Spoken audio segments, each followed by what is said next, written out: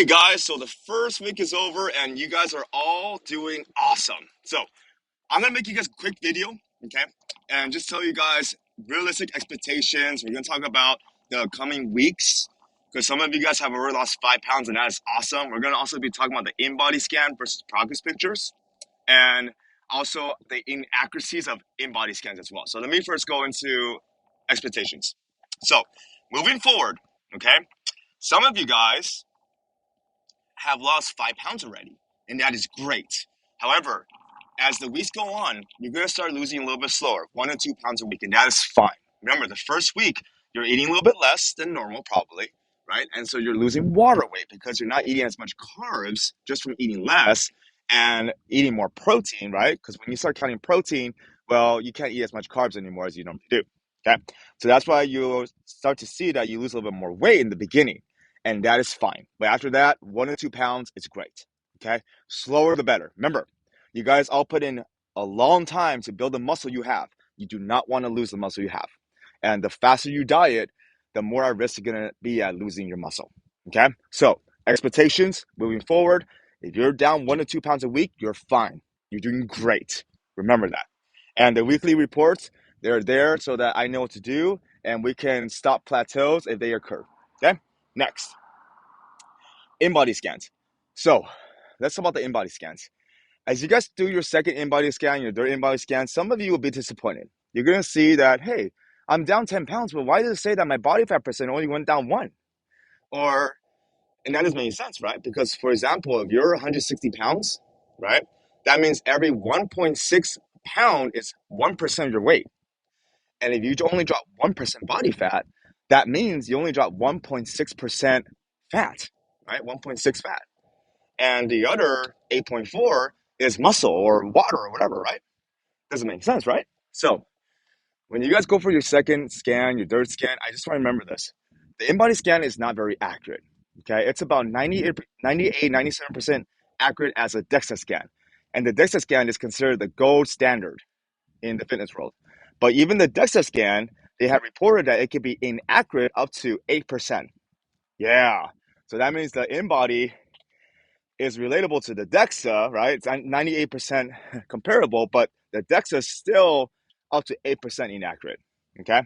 So remember that when you go in for your scans and you see that you dropped 10 pounds or you only lost 1%, 2% body fat, that may not be the truth. Okay. And that brings you to a picture I'm going to show you. So this is Sarah. Let me show you guys Sarah. So Sarah over here, she weighed 170 pounds, okay? And when she did her in-body scan, it said that she was 38% body fat. Now, we're down about 25 pounds from then, okay? It's been a year. And she sends me her scans like once a month still. And sometimes I'll see 29%, sometimes I'll see 30%, sometimes I'll see 31. But this past month, I actually saw 32. This is how she looks like now, okay? Now, here's the thing. This quote unquote 38% and this quote unquote 32%, it's not right. Because in this picture, I would say she's probably maybe like mid 20, right? Maybe 25, 26, 27% body fat. And here I want to say she's closer to 40. And that's just from years of looking at people and asking questions of, bodybuilders, right? You guys know I've done a few shows, so I'll ask the people, hey, what's your body fat? Hey, where did you start at? Blah, blah. So that's just using that. Remember, the in-body, they kind of go with an average of your height, weight, and age. They don't really consider that much some other factors. Okay?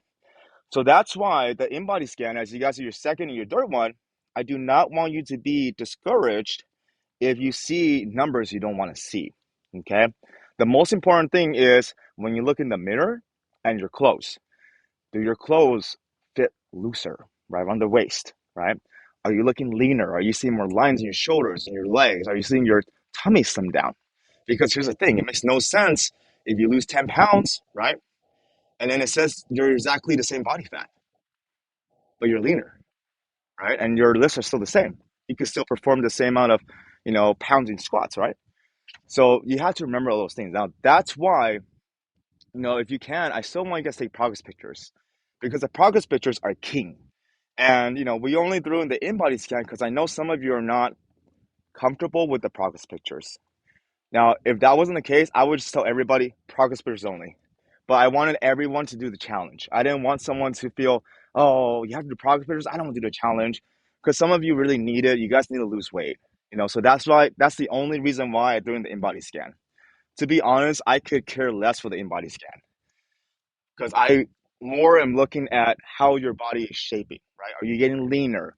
Is your belly fat starting to get smaller, right? Are you starting to see veins in your biceps? These kind of things are what I'm looking for. The InBody scan is a inferior way of progressing. That's why I don't use it myself. And I'll tell you guys a quick story before we hop off here. So another reason why I don't use it too is because I remember one time I went in and I was pretty lean, in my lean state. I was like, I think like 2 weeks away from a competition, and it said it was 8% body fat. I was like, okay, whatever, yeah, maybe. And then I remember my friend and Jonathan, right? And he was like 190, 200 pounds. He had a belly. Like, there's no abs. Okay. There's no veins on his bicep. There's nothing. And he took the scan and it said that he was 12% body fat. And so I looked at that and I just thought, what? Right? And he was shocked too. He was like, oh, I'm 12% body fat. And I explained to him, no, dude, this is where scans could be wrong. Because here's the thing, guys. He was like 190 back then, okay? So that means that 1% of his weight is 1.9, right?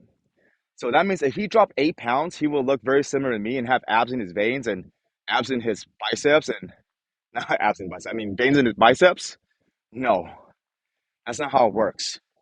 So I'd explain to him, tell him, hey, like, dude, John, listen, I know it says 12%, but here's the reality. If it says you're 12%, that means that every 1.9 pounds that you lose 1%, right? So that means that if you drop 7.6 pounds, you're gonna be 8% body fat. And he's like, well, you don't know, if I do drop a pound, I could look like that. And I'm like, Jonathan, no, no, dude. But that guy he believes what he wants to believe. Anyways, so I'm just sending you guys that so you guys understand that the InBody scan is not completely accurate. So when you guys do your second, third, and fourth scan, don't be disappointed. The most important thing is that we're all losing weight slowly, so we retain as much muscle. And as long as our lifts are pretty much the same, we're not losing too much strength, we're on a good trajectory. Okay? So, everyone, you guys are all crushing your first week. You're doing great. Those of you who have lost 5 pounds, 6 pounds, remember, that's cool in the first week. Don't have that expectation the second week, third week, fourth week going forward.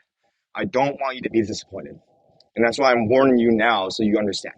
All right? All right. Talk to you guys later.